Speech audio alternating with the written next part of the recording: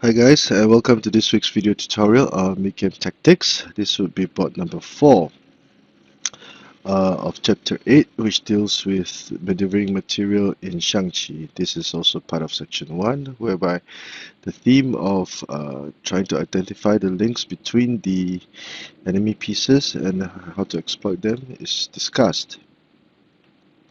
So again, this is based on the book, the free ebook that's available on the World Sanctuary Federation website. So let us begin our analysis.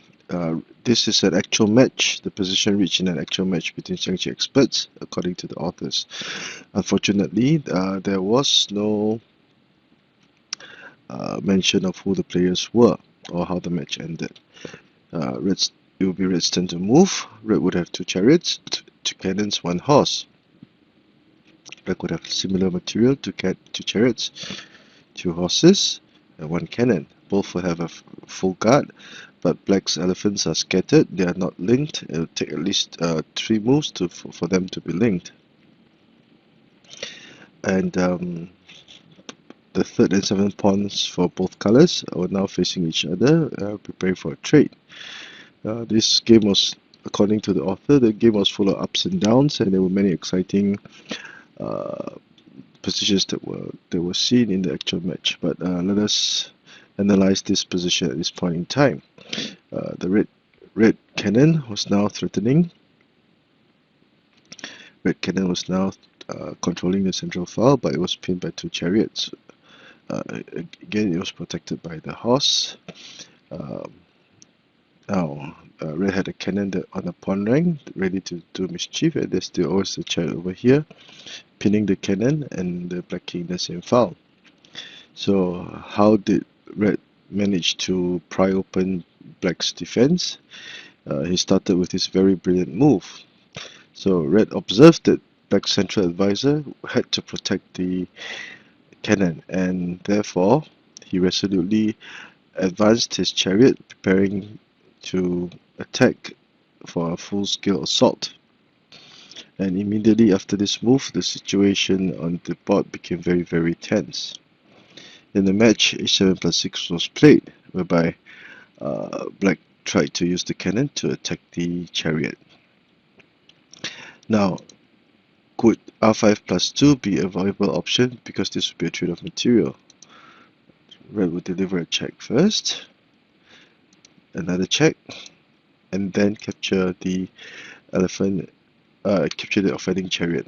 The chariot has both horses pinned, and if Black moved, captured the horse, Black would like capture one of the horses and have a winning position, because Black's defense was now lacking an advisor and the elephants were scattered. And the cannon was ready to attack. Was ready to attack at any point. So Red would have the advantage. If the horse left, c8 plus 3 would be quite a potent attack. So that is why r5 plus 2 is not viable. Instead, Black chose to play h7 plus 6. But in doing so, the cannon will now attack, delivering a check, forcing the king back. And Red would resolutely capture the cannon. Black will use the horse to capture the cannon, and Red would continue his attack. At this point in time, 2 chariots, 1 horse, 2 chariots, 1 cannon. Now, after clearing away Black pieces, we can see that Black's flank was now basically empty and void of defensive material. So Red would now threaten with a smarter cannon checkmate, forcing the Black chariot to play r8 equals to 2. But at this point in time, Red would continue his attack by capturing the elephant, threatening to checkmate with the double chariots. Because r1 equals to 2, Red would be forced to retreat his advisor, and the advisor would be caught, and again Red would have a winning position. So that is why Black did not capture the cannon and retreated his advisor instead. But in doing so, this gave the Red cannon precious time to move to attack this flank. Now the cannon and the chariot at this point in time would be a very, very potent attacking unit, and there's no black pieces to try to defend against this attack. So black tried to retreat his horse, probably hoping to trade chariots, etc., to relieve some pressure.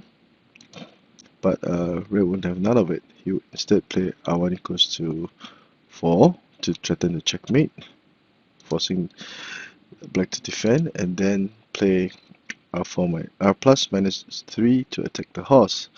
So in just the span of a few moves, we can see that red would still have 2 chariots, 1 cannon, black would have likewise material, but now black had lacked an elephant, and this flank was empty.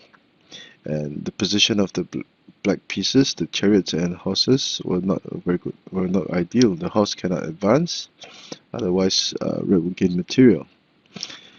If it retreated, there would be other red could play, for example, r plus 2 to attack the horse again, and black basically will be on the receiving end while red could continue his attack. Then there will be many tactical options. So this is quite a very brilliant example of identifying the links between the black pieces. For example, if we were to go back to the initial position and compare it to the position now, we can see that red astutely observed that the central advisor could only protect the cannon enemy, and this was perhaps black's biggest weakness in his defense. So he astutely advanced the chariot, threatening to capture the cannon by force, delivering a checkmate.